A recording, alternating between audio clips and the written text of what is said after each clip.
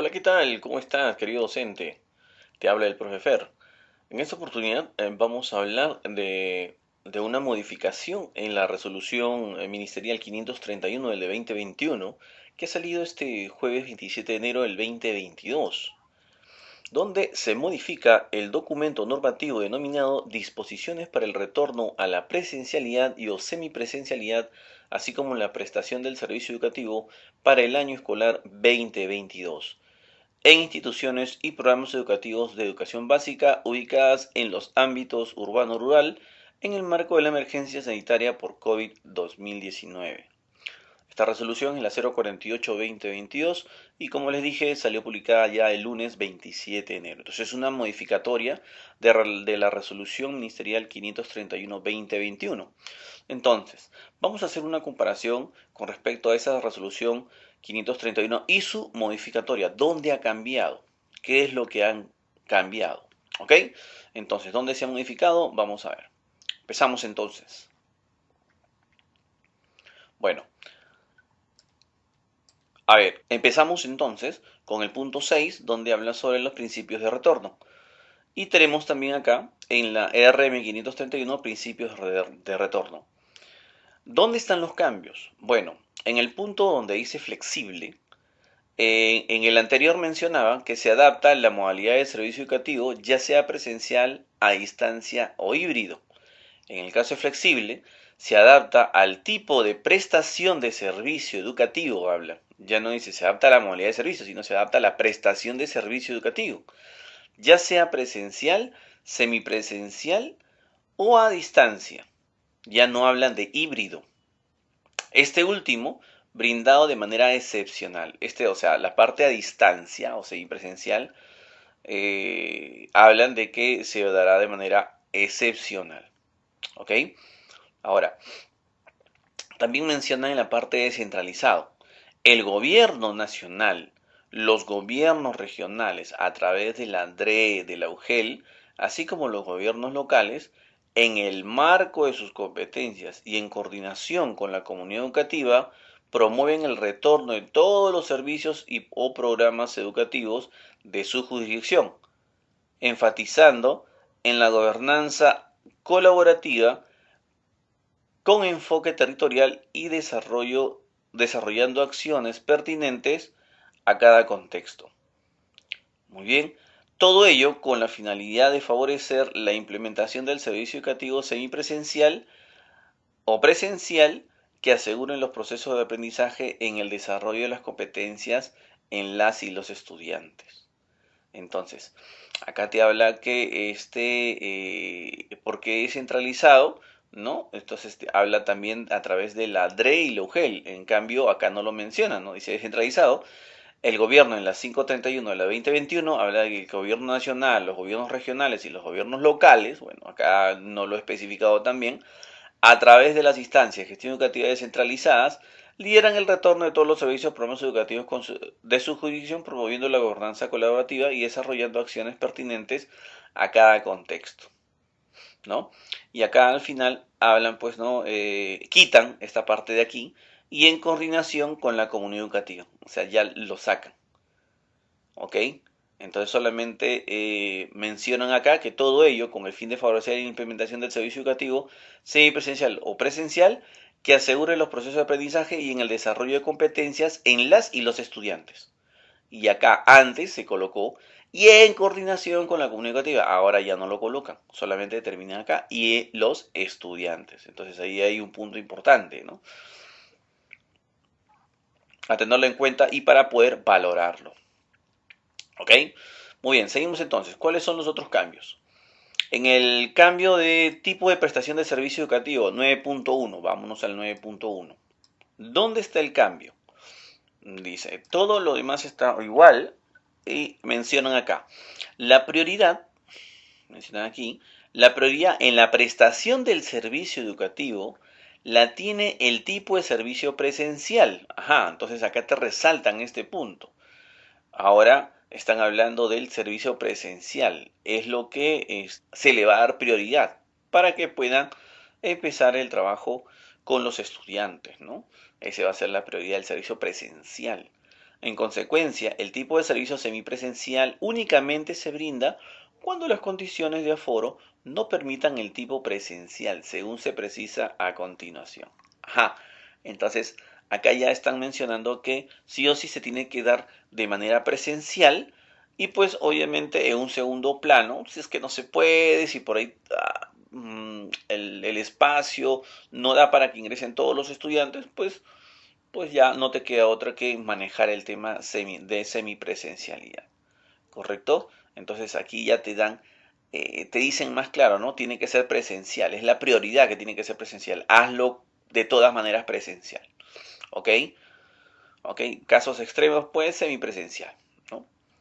Entonces, respecto acá, y acá está el cambio en la 531 que decía, respecto a los servicios educativos con residencia, bueno,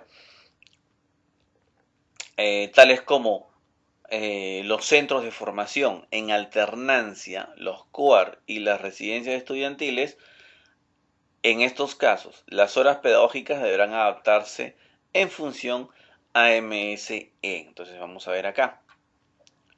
Dice, respecto a los servicios educativos con residencia, tales como las MSE secundarias en alternancia, los COAR y las secundarias con residencia estudiantil, en estos casos, las horas pedagógicas deberán adaptarse en función al MSE y la distancia entre camas en el área de dormitorios será no menor a 1,5 metros. Entonces acá hay una especificación más adicional con respecto al tema del área de los dormitorios que no deben ser menor a 1,5, ¿no? Entonces la distancia entre ellos. Muy bien, listo, continuamos entonces. ¿Qué otros cambios más tenemos en este punto 9.1? A ver, tenemos también aquí, y en la 531, él decía, respecto, estamos hablando de la semipresencial. A ver, ¿qué decía en la semipresencial? Respecto a los servicios educativos con residencia, tales como los centros de formación, alternancia, bueno, es lo mismo que en el caso anterior.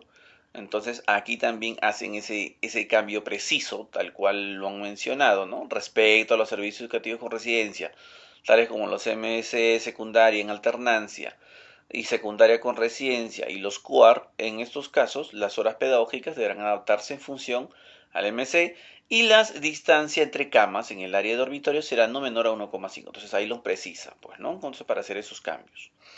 Con respecto a la parte a distancia, en el punto 9.1, mencionan, ¿no? ¿Cuáles son los cambios? ¿No? Mencionan acá, este servicio educativo se prestará de manera excepcional, únicamente por casos de cambio en la condición epidemiológica establecida por el MINSA, por cuarentenas y o condición de comorbilidad de los estudiantes. Este tipo de prestación de servicio educativo se da en casos excepcionales, es lo que mencionan acá. Y también mencionan aquí en los cambios, para el desarrollo del servicio presencial o semipresencial en horario de los momentos de presencialidad o a distancia serán organizadas por cada institución educativa y programa educativo privilegiando el tiempo en la presencialidad acorde a las características de cada institución educativa y programa del territorio. Entonces acá siguen indicando con respecto al tema de la presencialidad. Están mencionando la priorización, privilegiando el tiempo en la presencialidad, menciona. Entonces, ya todo va a ser organizado por las instituciones educativas. Entonces ponen a mano, ¿no?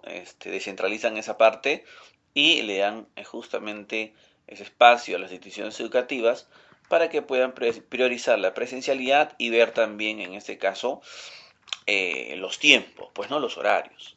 Entonces, a distancia que mencionaban que este servicio educativo en la 531 se prestara de manera excepcional por casos de cambio en la condición epidemiológica establecidas por el MINSA por cuarentenas y condición de comorbilidad en los estudiantes. Bueno, esto está más abajo, pues, ¿no? Entonces hay algunos puntos que lo han subido, ¿no? Han cambiado de orden, ¿no? Priorizando. Se debe tomar en cuenta que para los momentos de presencialidad se debe contemplar un máximo de 4 horas cronológicas. Miren, esto ya no lo menciona. Y al no mencionarlo, pues obviamente uno sobreentiende que ya no va a ser 4 horas cronológicas, porque ahora están priorizando la presencialidad. Y al priorizar la presencialidad, si se puede dar la presencialidad, pues ya no hay, pues en este caso, esas 4 horas cronológicas, ¿no? Pues dependiendo, si todos los estudiantes pueden ingresar en el aula respetando ese metro de distancia, pues obviamente prioriza la presencialidad, pues, ¿no?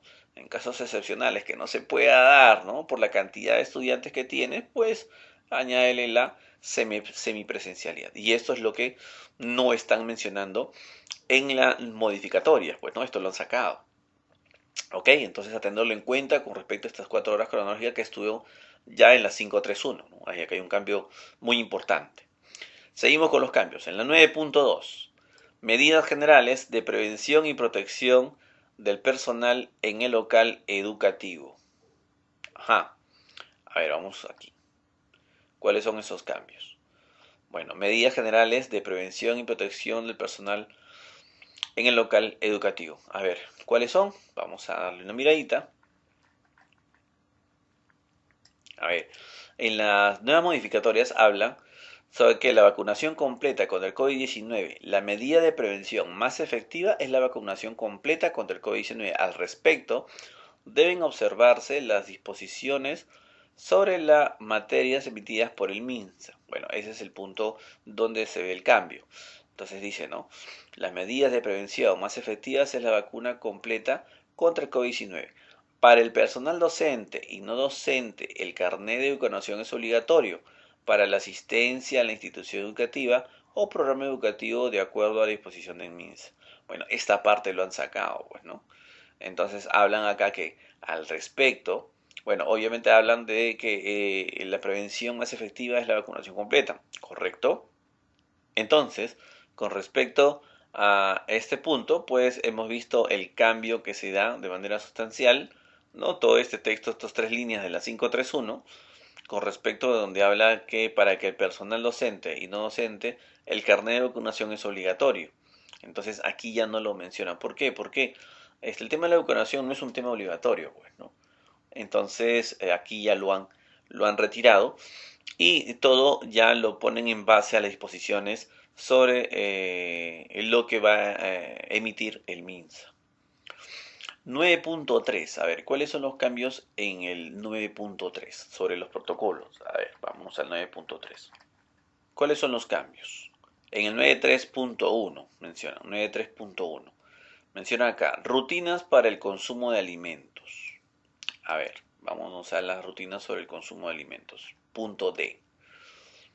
A ver, en la 531 del 2021 hablaron de que cada estudiante consumirá los alimentos que trae desde su hogar, para lo cual se guardará una distancia física de 2 metros en un espacio abierto con acompañamiento de un docente como parte de una hora pedagógica.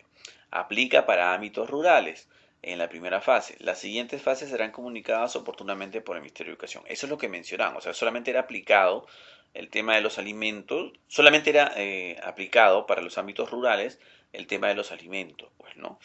Entonces, ahora mencionan lo siguiente en esta modificatoria. Cada estudiante dice, consumirá los alimentos que trae desde su hogar, para los cuales se guardará una distancia física de 2 metros en un espacio abierto con acompañamiento de uno o un docente como parte de una hora pedagógica. Aplica para ámbitos rurales y urbanos. Ajá, entonces ya nuestros estudiantes pueden llevar sus alimentos desde casa, pues, ¿no? Ahora sí, ok, porque como se hace ya netamente, se va a exigir la presencialidad, ¿correcto? Van a tratar de hacer lo posible por exigir la presencialidad, entonces van a estar más horas dentro del colegio y por lo tanto, pues obviamente van a tener que llevar alimentos desde casa. Entonces ya se está permitiendo para los ámbitos rurales y como también para los ámbitos urbanos. ¿Qué otro punto más acá? A ver, en las modificatorias se habla, entonces acá lo señalo también, ¿correcto? De acuerdo a la norma, vamos a leerla acá, la modificatoria. Dice, de acuerdo a la norma técnica denominada Norma para la Cogestión del Servicio Alimentario implementado con el Programa Nacional de Alimentación Escolar Caliwarma, en las instituciones educativas y programas no escolarizados públicos de educación básica aprobada mediante resolución viceministerial 083/2019, el Comité de Alimentación Escolar, o sea, CAE, tiene a su cargo la distribución del servicio alimentario dentro del servicio educativo en el contexto del COVID-19.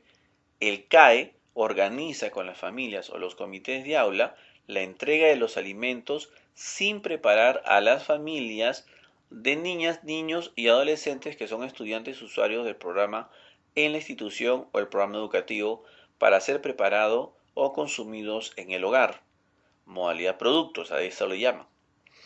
Únicamente en el caso de los modelos de servicio educativo con residencia y alternancia, se podrá utilizar el espacio de la cocina para la preparación de alimentos, cuidando el aforo máximo, la ventilación y las medidas de bioseguridad, así como hacer uso de los comedores, respetando el aforo máximo de 2 metros, como lo establece el MINSA, así como la distancia entre las sillas, las mesas, la ventilación natural adecuada y las condiciones y las medidas de bioseguridad. Muy bien, acá hay más especificaciones con respecto a la 531 que estuvieron mencionándola en su momento, pues, ¿no? Entonces ya no es necesario verla porque sí hay algunos cambios sustanciales, bueno, están las resoluciones también viceministeriales que lo sustentan, y pues también especifican claramente, pues, ¿no? La distancia que tiene que haber, hablan del aforo, hablan de los 2 metros, ¿no?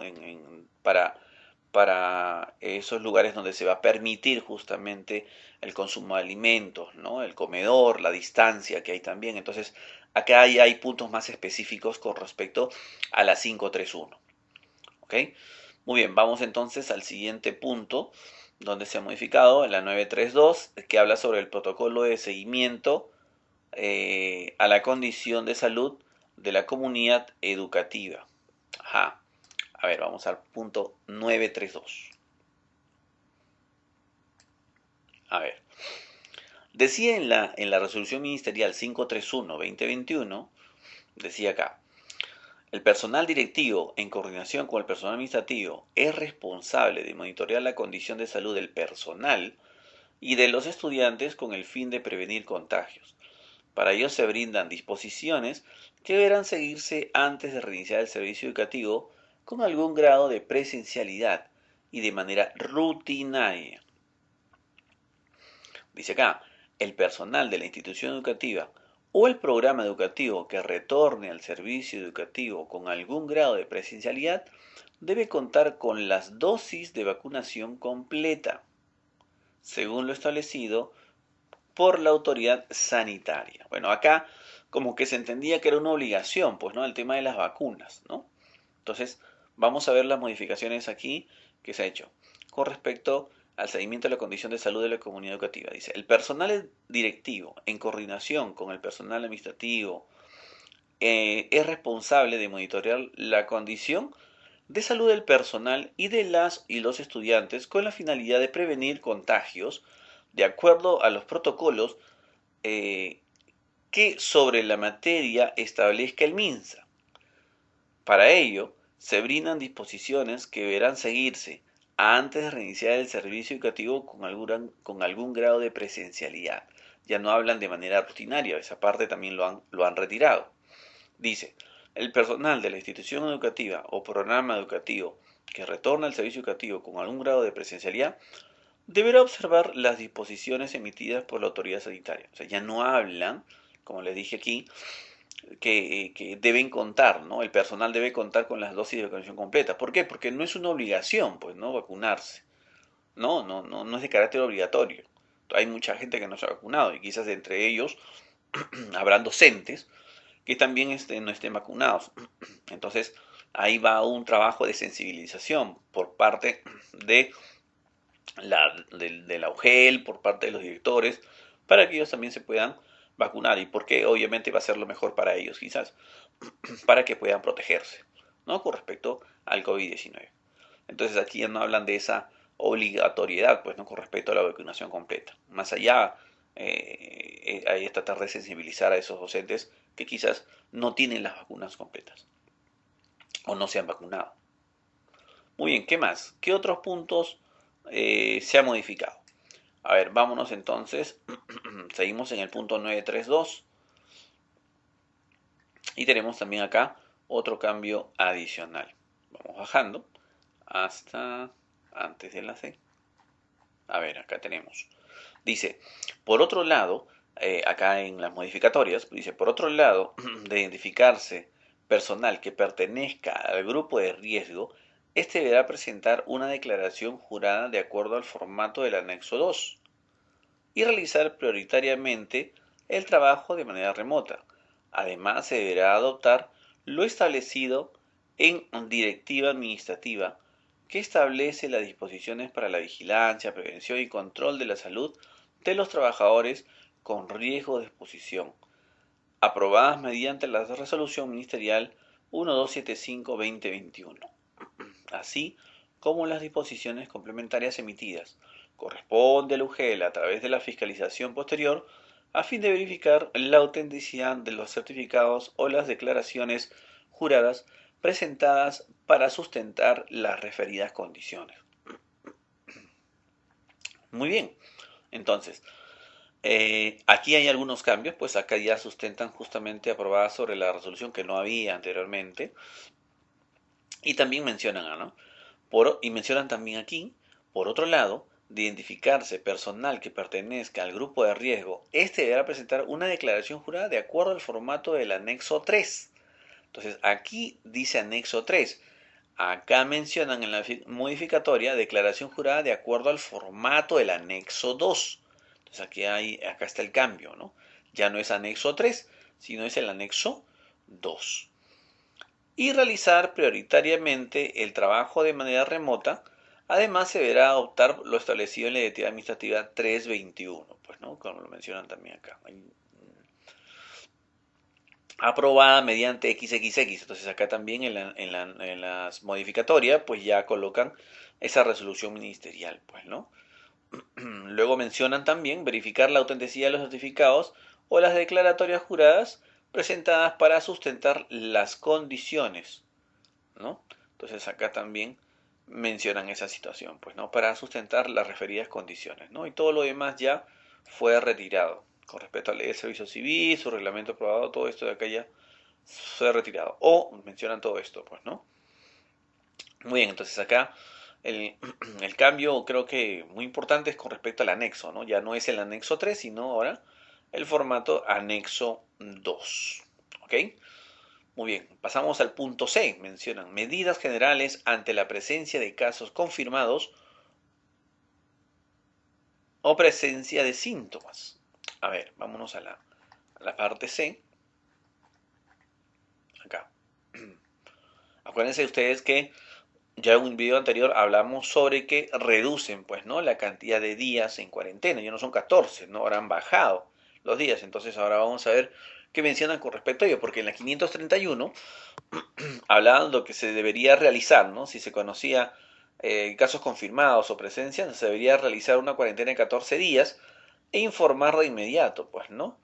Entonces, y en el caso sospechoso confirmado con COVID-19 también debería realizar una cuarentena de 14 días.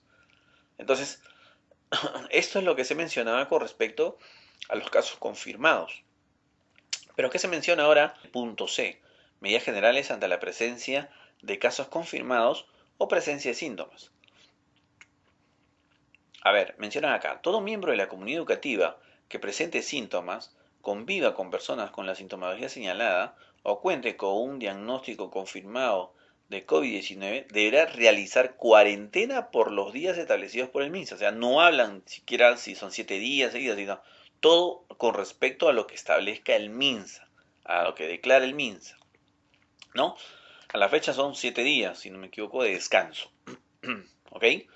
Entonces, para la gran mayoría de los que tenemos problemas con respecto al COVID-19. Luego mencionan, asimismo, todo miembro de la comunidad educativa que haya estado en contacto con un caso sospechoso o confirmado de COVID-19 deberá realizar cuarentena por los días establecidos por el MINSA también. Entonces, aquí también es importante. Entonces, cambian esos 14 días. Ya no la cuarentena es por 14 días, sino por lo establecido por el MINSA, ¿no? 7 días, 5 días, en el caso de los que han estado en contacto, pues, ¿no? ¿Ok?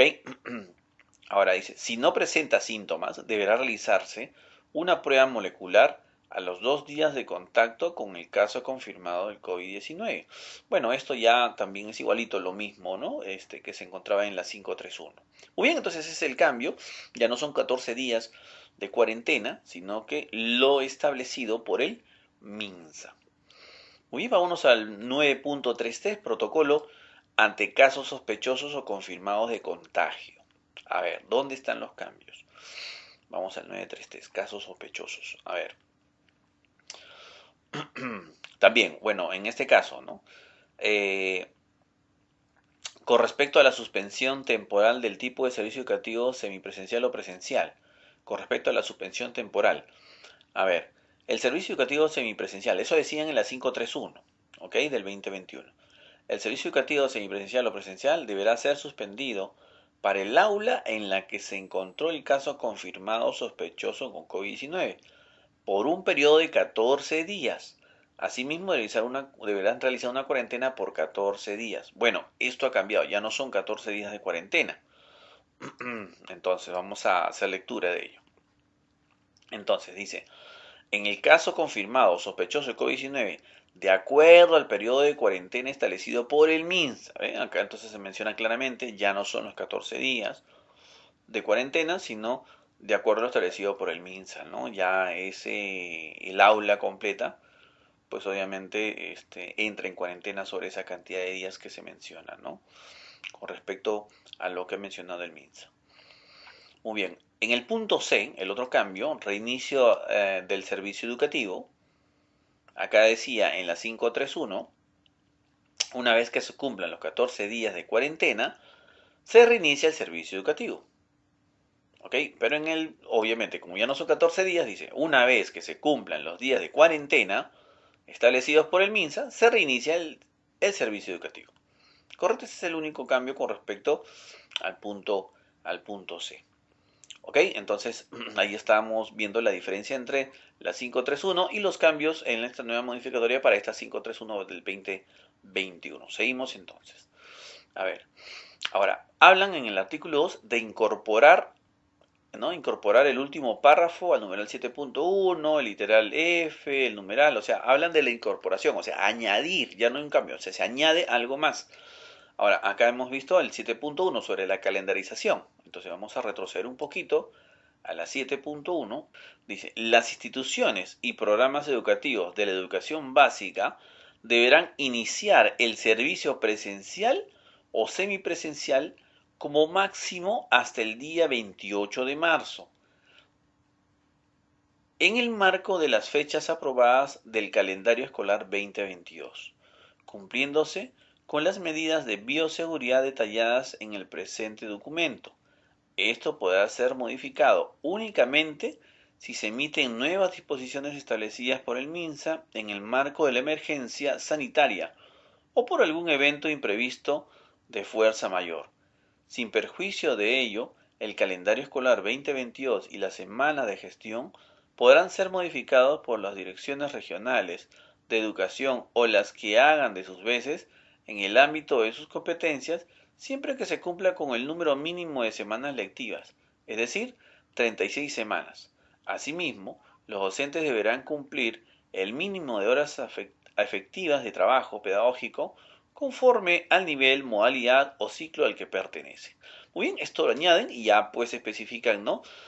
Que tenemos como plazo máximo para empezar ya con el servicio educativo, ya sea presencial o semipresencial, hasta el día 28 de marzo. ¿Ok? Entonces, es lo que añaden aquí con respecto a la calendarización. ¿Por qué? Porque hablaban acá, pues, que tendrá lugar entre el 1 y 14 de marzo, pues, ¿no? Y había una tablita aquí donde se mencionaba todo ello. Entonces, todo esto, ya lo tenemos claro, de acuerdo a cada entidad educativa, pues obviamente puede comenzar antes o puede como plazo máximo comenzar el 28 de marzo. Tenemos otro añadido en el 10.2 sobre responsabilidad de la DRE o de la GRE. Vamos a ver, en la 10.2, a ver, añaden el punto F acá. Sensibilizar en coordinación con las direzas y diris a los maestros no vacunados. ¿Ve? Acá como les menciono, o sea, no es una obligación, o sea, por esa razón es que en los puntos anteriores ya han quitado, pues, ¿no? La obligatoriedad de presentar el carnet de vacunación. Ya no es obligación el presentar el carnet de vacunación. Por eso es que hablan ahora y añaden, ¿no? Cuáles son esas responsabilidades de la dirección regional, ¿no? De la DRE y la GRE. Entonces, de sensibilizar en coordinación con las direzas y diris a los maestros no vacunados, ¿no? Para que se puedan vacunar, ¿no? Para que puedan empezar trabajo con respecto al tema de su salud también, pues, ¿no? Entonces, punto importante, ¿no? Acá que respalda justamente esta no obligatoriedad, pues, ¿no? El tema de la vacunación. El punto 10.3, responsabilidades de la UGEL. A ver, ¿qué se añade? Añaden el punto K. ¿Qué mencionan acá con respecto a la responsabilidad? Dice, sensibilizar a los maestros, con respecto al UGEL, ya habla, ¿eh? Responsabilidad de UGEL. Sensibilizar a los maestros, personal administrativo, padre de familia y estudiantes aún no vacunados para la aplicación de todas las dosis de la vacuna respectiva, así como para que los padres de familia autoricen a las autoridades de salud para la aplicación de las mismas a sus menores hijos. Muy bien, entonces acá seguimos hablando sobre el tema de la sensibilización, pues, ¿no? La sensibilización para los docentes, administrativos, padres de familias y estudiantes que aún no han sido vacunados. Pues no, acá no hablan de una obligatoriedad. ¿No puede ir un estudiante a estudiar sin vacuna? Sí, puede ir a estudiar. ¿Puede ir a enseñar a un docente sin vacuna? Sí, puede ir. Pero bajo responsabilidad también, me imagino yo. ¿Ok? Entonces, porque ellos pueden en este caso, entrar en un proceso con respecto al COVID-19 de manera grave, ¿no? Pueden hacer síntomas graves, entonces hay que tener mucho cuidado con eso. Por eso es que se menciona el tema de sensibilizar a los padres, estudiantes, docentes, parte administrativa, que se vacunen, ¿ok? Que se vacunen, ¿ok? Muy bien, entonces ese es el añadido K en el 10.3 con respecto a la responsabilidad del OGEL. Entonces el OGEL tiene la responsabilidad de sensibilizar a esos docentes, padres, familias, profesores, pues, ¿no? Estudiantes. Seguimos, ¿no? Artículo 3, modificar el anexo 1 y el anexo, acá en el artículo 3 menciona modificar el anexo 1 y el anexo 3 del documento normativo. Entonces, ¿cuáles son esos cambios en el anexo 3 y en el anexo 1 que se da? A ver, vamos a ver. Con respecto al anexo 1, que habla sobre el kit de prevención del COVID-19, ¿ok? ¿Cuál es el cambio dentro del anexo 1? Bueno, todo es lo mismo, no hay sustancialmente un cambio radical acá, solamente en el 531, ¿no? Aprobado mediante XXX mencionado aquí, acá ya lo especifican, ¿no? Aprobado, dice acá, aprobado mediante la resolución ministerial 016-2022 del Minedu, pues, ¿no? Es lo que se especifica acá.